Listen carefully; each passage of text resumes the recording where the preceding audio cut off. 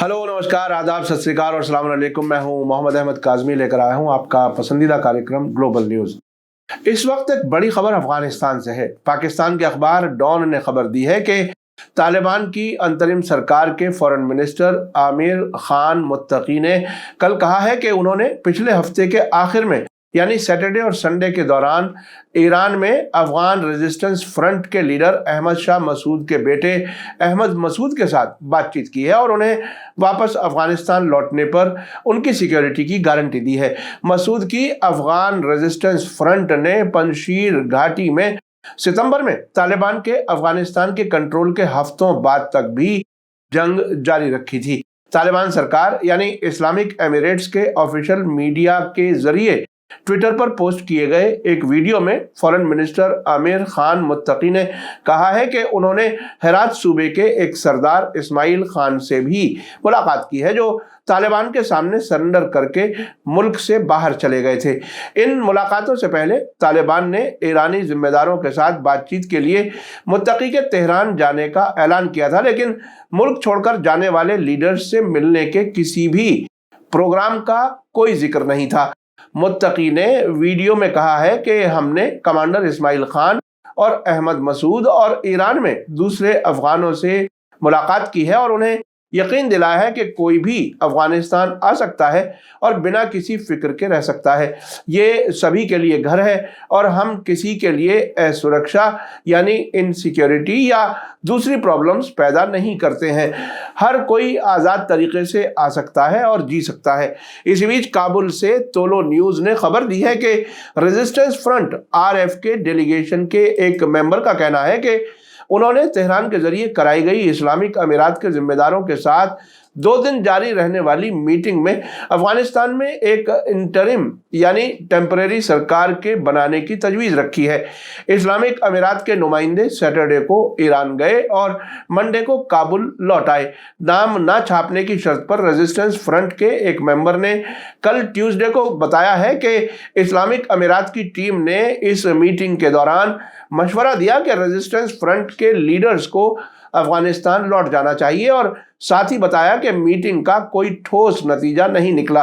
अहमद मसूद के resistance front के member ने कहा कि हमारी तजवीज़ उनके लिए साफ थी और ये एक इंटरिम सरकार बनाने की थी। ये अंतरिम सरकार अगली सरकार बनाने के लिए काम करेगी और लोगों को बराबर हक और आज़ादी हासिल होगी।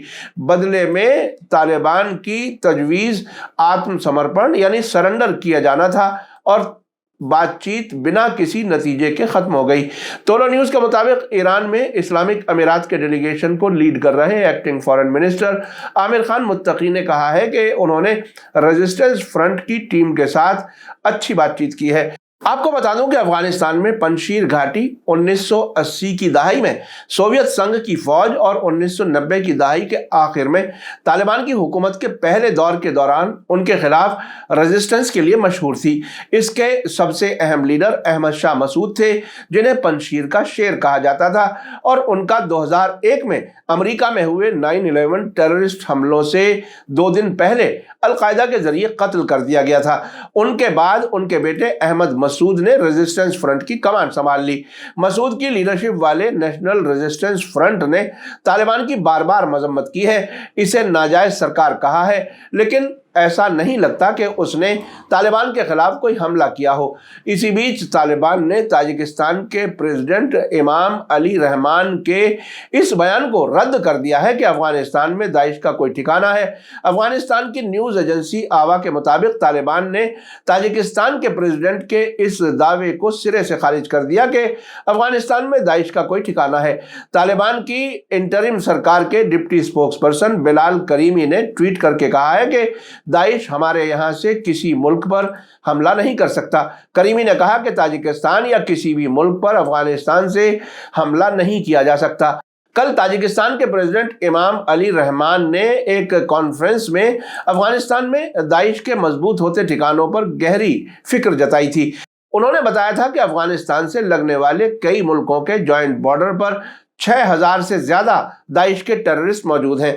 आपको बता दूं कि तालिबान की तरफ से अफगानिस्तान में दाइश की मौजूदगी का इनकार اس حالت میں کیا جا رہا ہے کہ جب طالبان کے ذریعے افغانستان کی حکومت سنبھالنے کے بعد سے وہاں پر طالبان اور داعش کے بیچ کئی بار خطرناک جھڑپیں ہو چکی ہیں۔ آخر میں آپ کو یاد دلا دوں کہ اگر آپ نے ابھی تک media star world YouTube channel subscribe نہیں کیا ہے تو سبسکرائب کر لیں اور گھنٹی دبانا نہ بھولیں، اور اگر آپ ہمیں فیس بک پر دیکھ رہے ہیں تو ہمارے پیج کو لائک کریں تاکہ ہماری ہر نئی ویڈیو کی خبر آپ کو صحیح وقت پر مل سکے۔ اسی کے ساتھ مجھے دیجیے اجازت۔ گلوبل نیوز کا یہ ایپیسوڈ آپ کو کیسا لگا کمنٹس میں ضرور لکھیں۔ تھینک یو، دھنیہ واد، شکریہ، جے بھارت، جے ہند۔ میڈیا اسٹار ورلڈ کے اور ویڈیو دیکھنے کے لیے ہمارے چینل کو سبسکرائب کریں اور سیدھے نوٹیفیکیشن پانے کے لیے بیل آئیکن دبائیں، اور اگر ہماری خبر سچی اور اچھی لگے تو اپنے واٹس ایپ، انسٹاگرام، فیس بک اور ٹویٹر اکاؤنٹ پر ضرور شیئر کریں۔